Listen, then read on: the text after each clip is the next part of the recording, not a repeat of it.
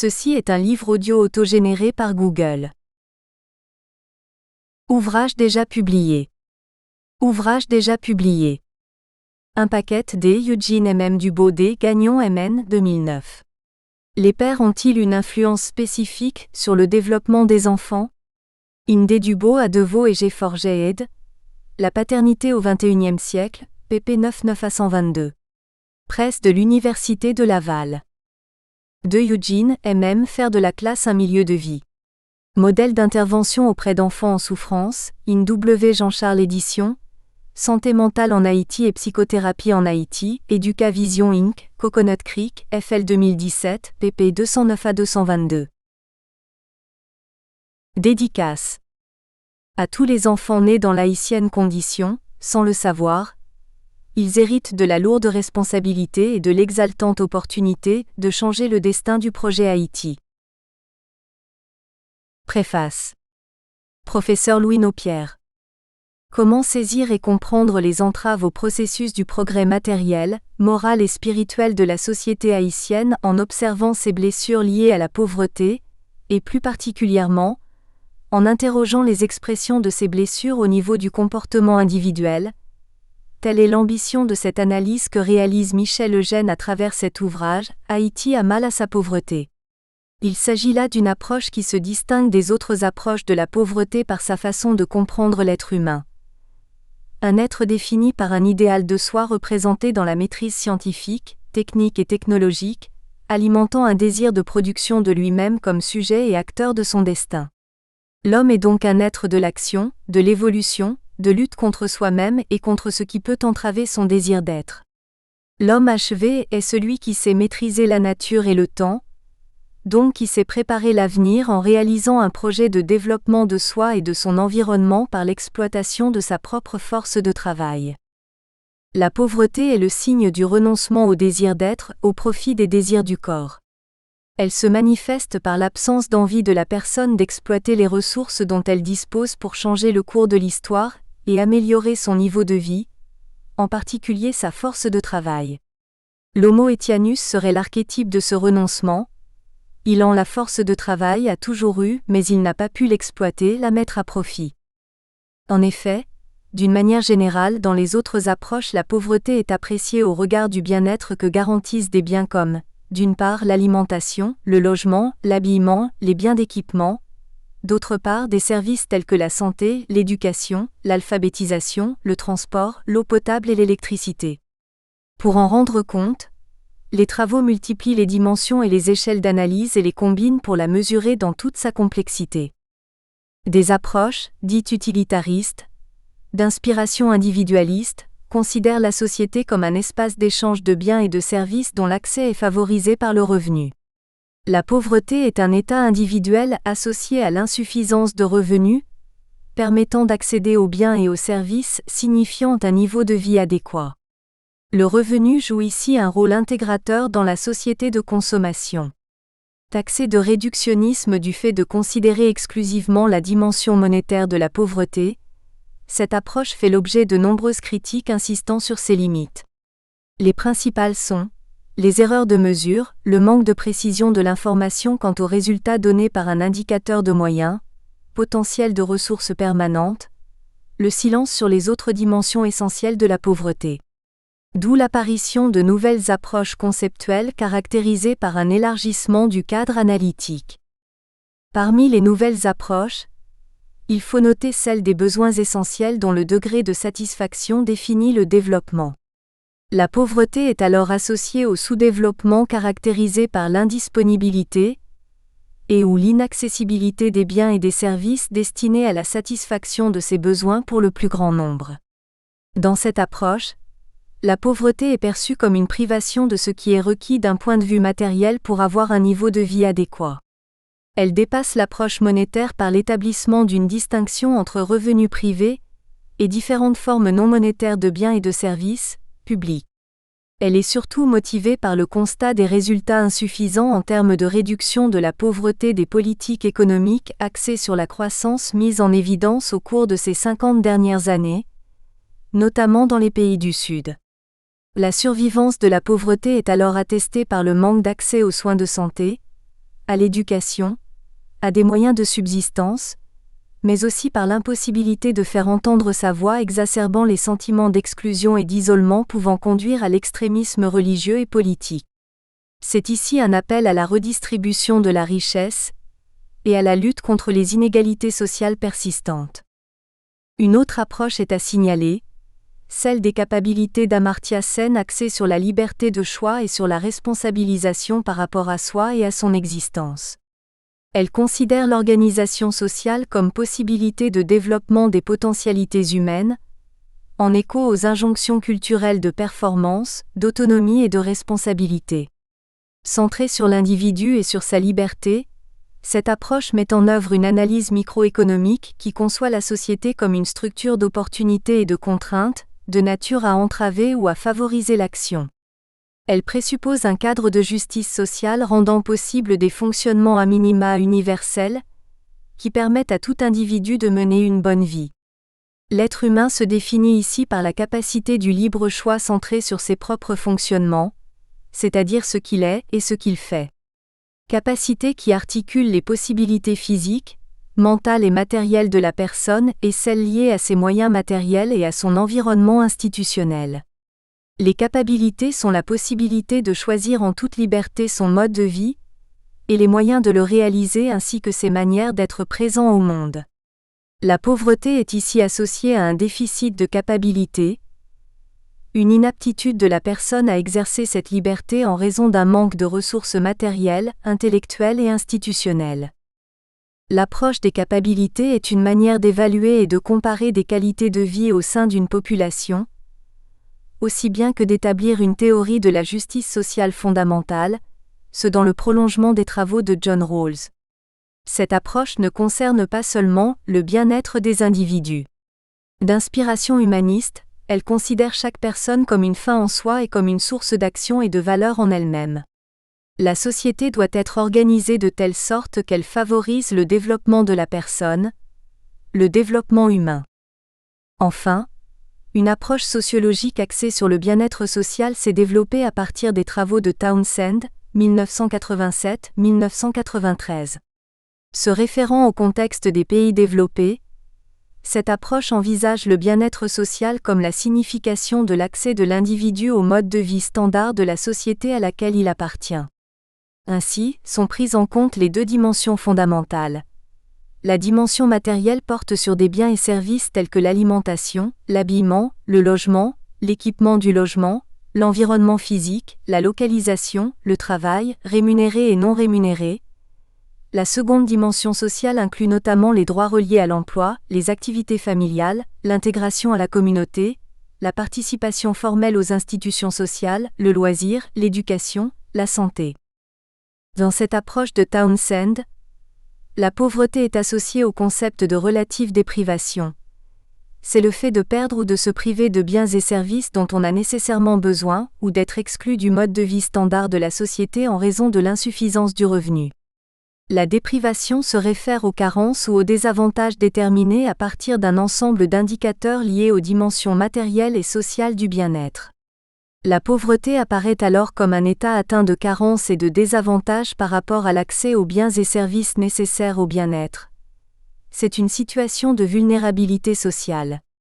Partant d'une liste exhaustive d'indicateurs de conditions de vie, Townsend construit un indice composite de déprivation à partir duquel il détermine un seuil de pauvreté. Être pauvre, c'est de ne pas avoir accès au minimum de biens matériels et non matériels nécessaires pour vivre avec un minimum de dignité et de sécurité physique et psychologique. C'est d'être privé de services essentiels.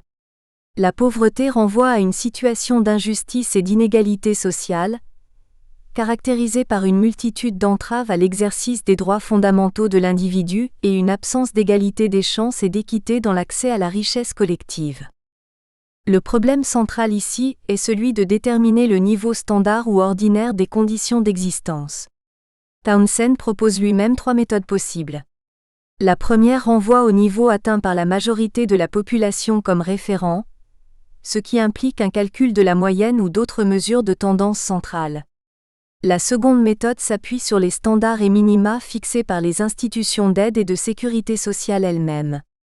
La troisième méthode repose sur l'enquête par questionnaire auprès de la population. Il s'agit d'évaluer les conditions d'existence dont celle-ci jouit réellement, et les éléments qu'elle juge indispensables parmi ces conditions, aspect subjectif. D'autres travaux s'appuient sur la perception sociale qu'ont les individus des biens qu'ils considèrent comme des nécessités. La pauvreté est alors redéfinie comme une privation des nécessités de la vie quotidienne. La réflexion que nous livre Michel Eugène sur la pauvreté est la première du genre. Dans cette nouvelle approche, la privation de biens matériels et sociaux nécessaires à une vie décente ou digne produit à terme un appauvrissement de l'être de l'individu lui-même. La pauvreté blesse l'individu et peut aller jusqu'à atteindre les attributs de sa personnalité. Sa pensée, ses stéréotypes, son imaginaire, ses choix, son comportement, ses relations avec les autres, son rendement au travail, sa créativité, la régulation de ses émotions, son coping au stress peuvent être marqués par la pauvreté. Cet appauvrissement signifie un renoncement à soi comme sujet et acteur de son propre destin et de celui de sa communauté. C'est l'abandon de la dignité humaine au profit de l'assouvissement de l'instinct de survie et de plaisir. L'homme est digne en tant qu'il est responsable de son bien-être global, impliquant la confiance en soi qui est la base du leadership qu'il est appelé à exercer dans la création des conditions de ce bien-être. Il ne dépend d'aucune autre force que celle de sa propre volonté d'être et de devenir. Il est autonome et responsable du travail sur soi et sur la nature dans laquelle se déroule son existence. Il doit utiliser les ressources qu'il possède pour créer des biens et services nécessaires à son bien-être, dont il est le seul responsable. La pauvreté devient alors, chez Eugène, la signification de l'homme dont la vision se limite aux objets de satisfaction de ses besoins vitaux inférieurs, ceux inscrits dans son programme de survie et de plaisir. Habitat, nourriture, moyens de déplacement et de loisirs. Il parle de pauvre individu. Il s'agit d'une personne dotée de réflexes de pauvreté, c'est-à-dire de mouvements involontaires et automatiques témoignant de la vivacité de l'instinct. Parmi ces réflexes, les principaux sont le réflexe de prédation déclenché ordinairement par le sentiment de manque ancré, et le réflexe de défense-attaque lié au sentiment de menace ou danger imminent. L'homo etianus est l'archétype du pauvre individu qui se caractérise par la peur de manquer et l'insatiabilité. L'homo etianus est bien représenté par ce personnage emblématique des contes créoles, connu sous le nom évocateur de tête sans corps. Le personnage est insatiable. Il ne peut être repu car la quantité gargantuesque de nourriture qu'il ingurgite pour se repaître ne va nulle part. Son estomac s'apparente à un trou abyssal. À cause d'un sentiment de manque ancré, l'homo etianus peut perdre le contrôle de la frénésie de l'accaparement, de la thésaurisation, de l'accumulation, ce qui amène en bout de ligne paradoxalement la destruction et la survie est une nécessité inscrite dans les codes du vivant. L'instinct de survie mobilisera forcément toutes les ressources vitales, car en aucun cas un vivant peut se résoudre à disparaître. Autrement dit, la survie c'est le programme du vivant qui ne vit par et pour soi-même. Dans le cas de l'homme, ce programme est assorti d'activités de captation, outre des ressources matérielles disponibles, des positions politico-économiques pour être plus heureux, en meilleure santé, plein de succès, plus riche ou toute autre chose qu'il essaye d'accomplir dans son programme. L'intelligence l'aide dans tous ces domaines. Somme toute, la lutte pour la survie relève d'un désir d'exister tout naturellement. Mais, ce n'est pas ce à quoi l'homme est appelé. Pour Eugène, l'appel à l'humanité présente en chacun de nous va beaucoup plus loin que le simple fait d'exister comme corps, soumis aux nécessités biologiques et sociales de la survie. Cet appel commande de déroger à notre programme instinctif d'autoconservation et de plaisir. Devenir un homme libre, autonome et indépendant ou souverain est le programme auquel l'humanité nous appelle. C'est ainsi que la grandeur de l'homme consiste en son indétermination. C'est par l'usage de sa liberté qu'il a vocation à s'affranchir du programme de l'instinct qui l'enferme dans un destin préformé. Ce qui, dans le contexte de l'humanisme des XVIIIe et XIXe siècles, ouvre la voie aux grandes déclarations des droits de l'homme, mais aussi au capitalisme où la croissance, par la combinaison optimale des ressources humaines, matérielles, techniques et scientifiques, devient une fin en soi. La pauvreté est donc une incapacité à répondre à l'appel à devenir humain, par le travail de soi sur soi et sur la nature. Le pauvre est en rupture avec l'idée de Homo faber, créateur de richesse par son ouvrage, et potentiellement réformateur de l'ordre social et politique, auquel il doit se soumettre comme tout citoyen. Idée qui est soutenue par Hannah Arendt, Conditions de l'homme moderne 1958. La pauvreté devient ainsi un trauma par la dépossession de l'individu de sa volonté de maîtrise de soi et de sa vie, ou de souveraineté par le travail. C'est une discontinuité de l'existence, biologique, matérielle, sociale et humaine. En corollaire, c'est la prédominance de la contingence des besoins de survie et de plaisir sur toute prétention de la raison de pouvoir créer un discours, qui élève l'homme au-dessus des bêtes et l'approche du divin. Le trauma se manifeste sous la forme d'une existence machinale, sans but et sans aucun sens, médiocre et terre à terre.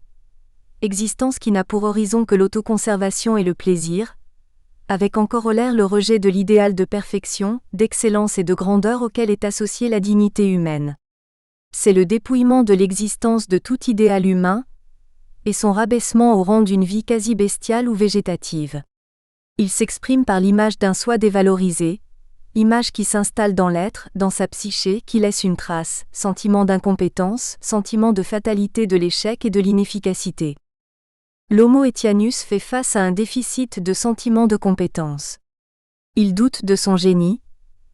Il a de la peine à déceler des capacités notables chez ses pairs et chez ses compatriotes.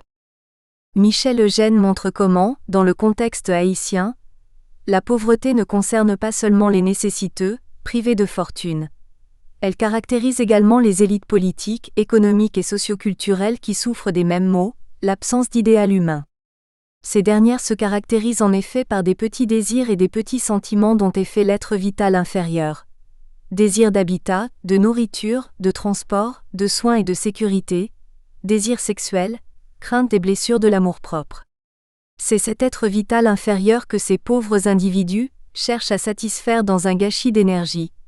Leurs forces sont employées à poursuivre des buts inscrits dans leur programme de survie. Ce qui ne peut manquer de borner leur vue et de circonscrire leur pouvoir.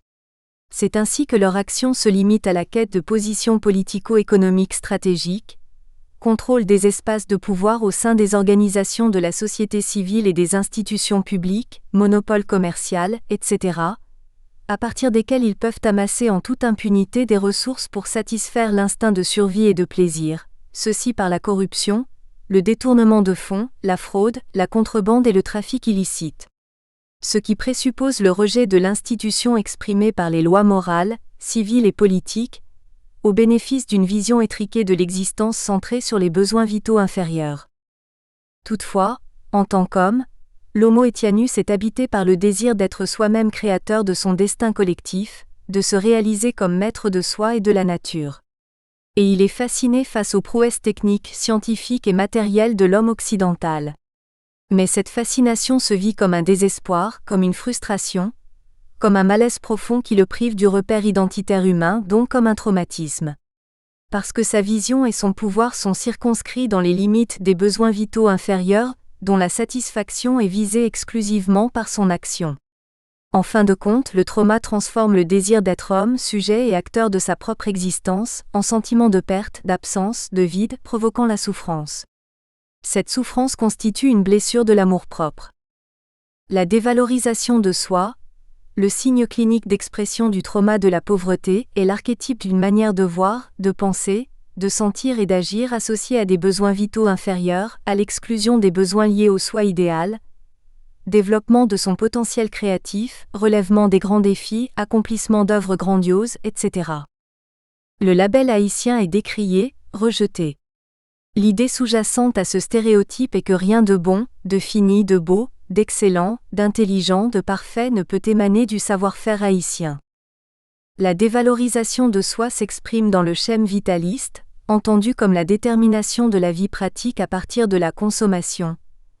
Activité qui est liée immédiatement à la force de vie agissant selon sa propre loi, celle des désirs inscrits dans le corps. C'est une force inconsciente qui préside seulement aux fonctions vitales élémentaires comme dans la plante et dans l'animal. Elle est la négation des conditions mêmes de la subjectivité. La volonté de maîtrise de soi par l'appropriation des valeurs de la raison et qui prend son sens à l'intérieur d'un discours universel sur l'humanité. La dévalorisation de soi agit ici comme la source d'un ensemble de représentations qui constituent une mentalité de médiocrité et d'un comportement défaitiste qui, selon Michel Eugène, caractérise l'Homo Etianus.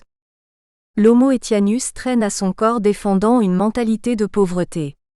Cette mentalité, qui lui permet pourtant de ne pas s'écrouler psychiquement sous le poids du stress de la pauvreté, le bloque dans son développement, le limite dans ses aspirations, le paralyse dans son savoir-faire, dévoie son agressivité, le confine dans l'impuissance, rétrécit sa vision, le rend esclave de ses manques. L'approche de la pauvreté comme trauma est originale. Beaucoup de sociologues, notamment ceux de l'école de Chicago, avaient dès le début du XXe siècle fait le constat selon lequel les personnes affectées par la pauvreté étaient vulnérables aux pratiques déviantes, délinquantes dans le cas de vol et de trafic illicite. Les quartiers pauvres des grandes villes sont souvent considérés comme les sièges du banditisme et de la violence.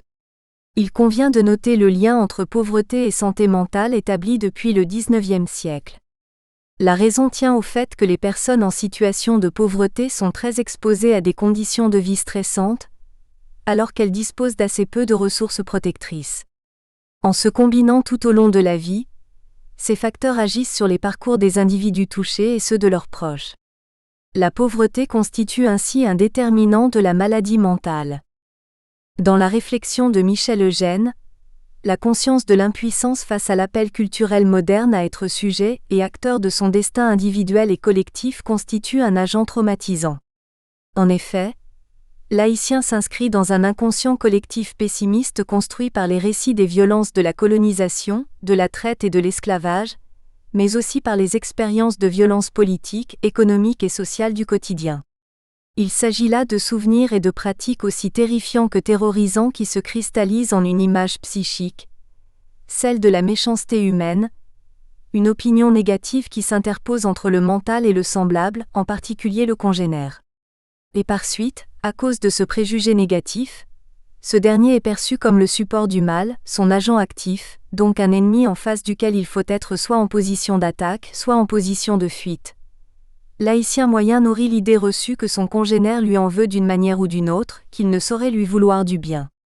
Il est de toute façon, même s'il n'existe pas de fait corroborant cette perception, un ennemi potentiel dont il est prudent de se méfier.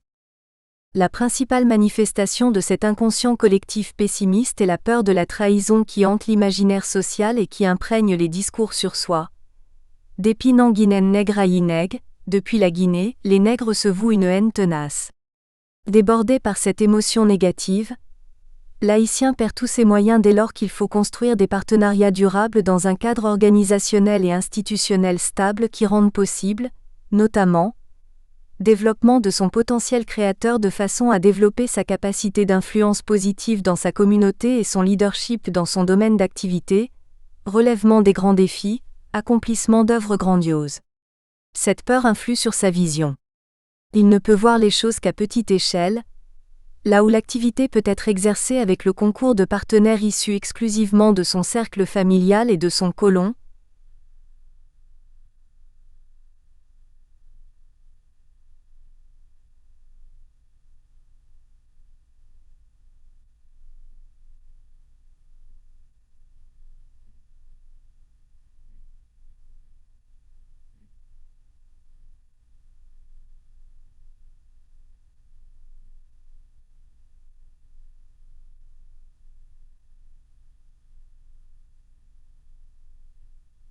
Réseau d'affidés liés les uns aux autres par des intérêts personnels circonstanciels.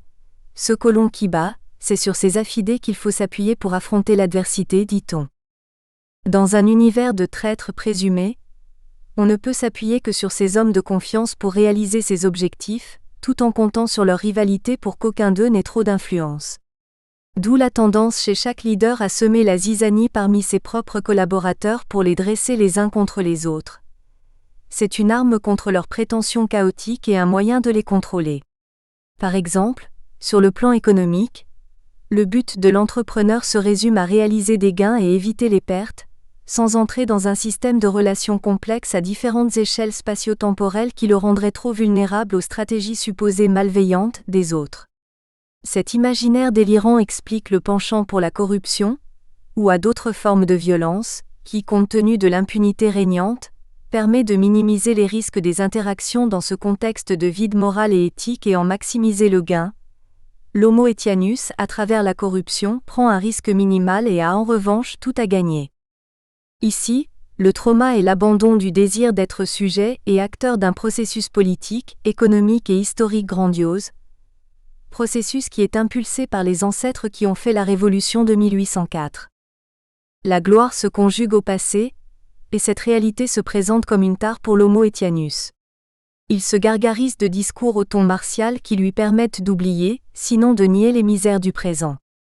Dans les discours officiels, dans l'éducation, en famille, dans les discussions informelles entre amis, il se console comme il peut en ressassant les prouesses de ces sublimes martyrs qui ont combattu sous les boulets et la mitraille pour lui créer une patrie où le nègre haïtien se sent souverain et libre. Ce regard toujours tourné vers le passé comme source de la gloire est l'expression d'une double défaillance psychique. D'une part, une sensation d'échec intense, douloureuse et inhibitrice des facultés naturelles de la raison. D'autre part, une incapacité de maîtriser le présent et de construire le futur par l'action collective. Cette incapacité est une impossibilité d'obtenir des engagements à long terme de la part des partenaires d'interaction. Il en découle un ébranlement psychique ou affectif tellement intense qu'il s'ensuit une altération de la personnalité marquée par le fatalisme. Le sentiment de l'existence d'un certain état des relations sociales, sur lequel nous n'avons aucune emprise, qui change et anéantit nos meilleures intentions pour le bien commun. Parce qu'on ne peut pas compter sur la coopération et la collaboration des autres à long terme pour les réaliser. Eugène rejoint ici la théorie de la névrose traumatique, développée par Freud dans les années 20.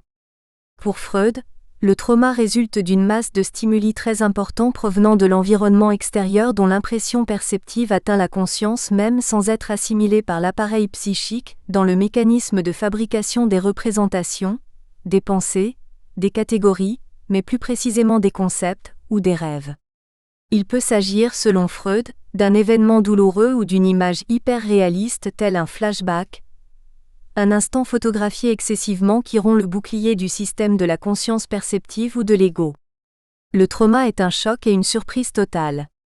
Il met en jeu l'intensité de l'énergie véhiculée par l'agent traumatisant et la quantité d'énergie psychique dont dispose l'individu pour faire face à la violence et à la soudaineté de l'événement. L'énergie psychique est une force quantitative. Elle procure à l'organisme la force de faire circuler l'information qui provient des sens au contact des stimuli générés par l'environnement. Après quoi, l'activité physique et psychique nécessaire à l'action est déclenchée. Celle-ci peut s'exprimer sous diverses formes, mouvements, réflexions, prise de parole, etc. L'énergie fournit les moyens d'agir pour satisfaire un besoin, chasser, produire, faire du sport, jouer une pièce, etc. ou de réagir face à un agent stressant, fuir ou lutter, croire, admettre ou nier. Dans son ouvrage « Introduction à la psychanalyse » 1923, Freud définit le traumatisme comme un événement vécu qui, en l'espace de peu de temps, apporte dans la vie psychique un tel surcroît d'excitation que sa suppression ou son assimilation par les voies normales devient une tâche impossible, ce qui a pour effet des troubles durables dans l'utilisation de l'énergie. Dans le cas de la pauvreté humaine, l'excitation provient de l'impossibilité de se représenter sa propre négation en tant que sujet et acteur. En effet, penser à son inexistence comme sujet et acteur, c'est penser à la réduction de son existence à sa propre jouissance instantanée dans l'insouciance et l'insignifiance, c'est donc penser à l'abjection que cet état implique. Cette notion d'abjection vient se confronter aux limites de notre propre pensée en rapport avec notre estime de soi qui elle-même est redevable à notre accomplissement de soi. Ces limites débouchent sur la dépression que les Haïtiens tentent d'évacuer dans l'humour caustique anti-haïtien qu'ils développent eux-mêmes. Les Haïtiens y ont le mauvais rôle, celui du personnage qui se fait avoir, celui de l'hébétude, celui qui ne comprend pas les notions compliquées, celui qui est maladroit, mais aussi celui qui est rusé et méchant. Pourtant cette société possède, comme toute société, des hommes accomplis dans leur identité et leur vocation. Ceux qui parviennent à développer leur potentiel créatif et produire des œuvres scientifiques, littéraires, artistiques et musicales inscrites dans le patrimoine de l'humanité, quand bien même nombre d'entre eux résident à l'étranger. D'aucuns ajouteraient des succès majeurs dans plusieurs domaines du savoir, sanctionnés de primes prestigieuses. Toutefois, ces succès sont essentiellement de l'œuvre de particuliers généralement résidant à l'étranger, comme s'il était nécessaire d'évoluer dans un environnement intellectuel différent de celui d'Haïti pour atteindre ces sommets d'excellence. La réflexion produite dans cet ouvrage va nourrir le large front des sciences sociales traitant de la problématique de développement de la société haïtienne. En effet, la pauvreté monétaire, revenus, sociologique, exclusion et psychologique, santé mentale, qui devient un élément structurant de l'identité haïtienne n'est pas un fait de la nature. Elle traduit l'absence d'une masse critique d'hommes faisant de la création de richesses un but existentiel à atteindre à travers leur rôle de travailleurs ou d'entrepreneurs. Cette absence renvoie à une pauvreté encore plus grave qui est la source de la pauvreté matérielle et sociale. L'abandon du désir d'être sujet et acteur de son destin, l'oubli d'un idéal de soi représenté dans une œuvre grandiose ou dans la maîtrise technique et la compétence professionnelle, pour accomplir son programme de survie et de plaisir. Il en découle une blessure de l'estime de soi, qui se nourrit de ce désir et de cet idéal qu'il est impossible d'étouffer. L'objectif ici n'est pas d'illustrer une logique d'accumulation de connaissances, mais de participer à la transformation de cette société selon la mission assignée aux sciences sociales par les pères fondateurs. Tâche en effet bien difficile, délicate que celle d'écrire pour connaître et transmettre, de dénoncer en énonçant, de dire pour faire. Aussi convient-il de féliciter chaleureusement Michel Eugène pour le temps consacré à cette recherche, et en publiant ce volume qui s'impose comme un examen rigoureux et courageux d'une réalité sociale douloureuse, tourmentée et incertaine. Puissent donc ces recherches contribuer à affirmer la place des sciences sociales dans la dynamique de développement d'Haïti. Avant-propos, regardez dans le miroir. L'empereur est nu. Dans son conte, Les habits neufs de l'empereur, publié pour la première fois en 1837, Andersen, 2004, met en scène un déni collectif. Toute une population, y compris le roi, est incapable de voir une réalité qui est pourtant évidente par désirabilité sociale. Le conte peut se résumer comme suit. Il était une fois dans un pays lointain un empereur qui aimait les beaux habits, et tenait à être bien paré. Il changeait souvent de vêtements. On rapporte qu'il en portait un par heure durant le jour. Un beau jour, 2 escrocs s'amenèrent dans l'Empire et prétendirent pouvoir tisser une étoffe de qualité supérieure que seules les personnes intelligentes, compétentes dans leurs fonctions pouvaient voir. Sur ces entrefaites, ils proposèrent de confectionner des vêtements pour l'empereur. L'empereur accepta l'offre, s'attendant à des habits exceptionnels. Il se disait aussi qu'il allait pouvoir identifier toutes les personnes intelligentes de son empire. Il s'estimait, bien entendu, intelligent. Les 2 arnaqueurs firent mine de se mettre au travail. L'empereur décida de superviser personnellement la confection du tissu et leur paya une visite quelques jours plus tard. Il les trouva en train de travailler, du moins ils faisaient semblant de tisser. Mais l'empereur ne vit rien car de fait, il n'y avait rien. Mais ne voulant pas passer pour un sot, il fit mine de voir le tissu et ne pit pas mot à personne de sa véritable expérience. En effet, il craignait d'être rejeté par son peuple s'il découvrait qu'il était sot. Habilement, il envoya pour inspection à l'atelier plusieurs ministres qui ne virent rien. Il n'osait pas l'avouer non plus pour ne pas se faire prendre pour des sots, ils risqueraient leur portefeuille. Et tout l'Empire se prit à louanger le tissu extraordinaire, chaque individu craignant de passer pour un sot. Quelques jours plus tard, les 2 arnaqueurs annoncèrent que l'habit était complété et prêt à être porté par l'empereur. Ils firent mine de l'aider à l'enfiler avec la plus grande précaution. Et pour marquer l'événement, l'empereur supposément vêtu de son habit extraordinaire se présenta devant le peuple flanqué de ses ministres. Tout le monde prétendait voir et admirer ses vêtements. Mais un garçon candide cria la vérité, l'empereur est tout nu.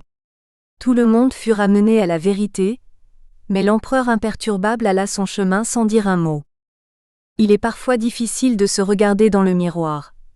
Il peut être de manière immédiate plus réconfortant, c'est-à-dire moins douloureux, d'éviter de se regarder en face. Dès lors, on se limite à quelques aspects de sa réalité, ceux qui dérangent le moins. On s'aligne sur la représentation majoritaire. On rationalise donc en utilisant tous les moyens disponibles, y compris des études scientifiques. On peut utiliser par exemple des paradigmes qui risquent moins d'ébranler la forteresse des certitudes. Aussi surréaliste que cela semble être, ça fait parfois l'affaire de tout le monde de voir l'empereur richement et élégamment habillé alors qu'il est tout simplement tout nu. L'Homo Etianus comme tout humain tâche d'éviter les affects négatifs et les surprises désagréables. Il s'encourage en ressassant les prouesses du passé, celles de 1804 en particulier ou ses succès plus récents dans l'art. Il peut lire l'histoire, la littérature et la science à sa convenance. Il peut aborder la grave question de ses échecs chroniques de manière partielle et conjoncturelle, comme l'homme de la rue. Dépasser l'analyse de l'homme de la rue. Nous surfons entre le rêve, l'espoir, l'incertitude, la colère, l'angoisse et le désarroi. Quand nous nous rencontrons, après être rassasiés de l'échappatoire naturel du sport, de la religion, des Américains, nous nous tournons inexorablement vers la politique en Haïti, étalant le pourquoi du comment d'une conjoncture très souvent dure et difficile à déchiffrer. Parfois le discours gagne en intensité ou en hauteur, s'enflamme, tranche ou interpelle. Ce constat est constant dans tous les... Nous espérons que vous avez apprécié cet aperçu. Pour continuer à écouter ce livre audio sur Google Play Livres, utilisez le lien dans la description de la vidéo.